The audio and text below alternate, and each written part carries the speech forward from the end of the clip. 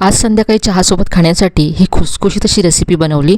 यासाठी मी 1 कप तांदळाचं पीठ घेतलं, यामध्ये अर्धा कप रवा घातला, अर्धा कप गव्हाचं पीठ घातलं, चवीप्रमाणे मीठ, लाल तिखट, किसलेलं आलं, कढीपत्ता, हिरवी मिरची, जिरं घातलं, पाव चमचा हिंग आणि भरपूर बारीक चिरलेली कोथिंबीर यामध्ये घातली।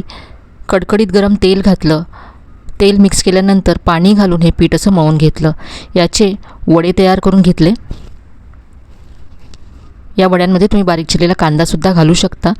गोल्डन ब्राउन होईपर्यंत हे वडे फ्राय करून घेतलेत। खोबऱ्याच्या चटणीबरोबर हे वडे अगदी मस्त लागतात। नक्की करून पहा। रेसिपी आवडली असेल तर व्हिडिओला लाईक करा, शेअर करा आणि चॅनलला सबस्क्राईब करायला मात्र विसरू नका।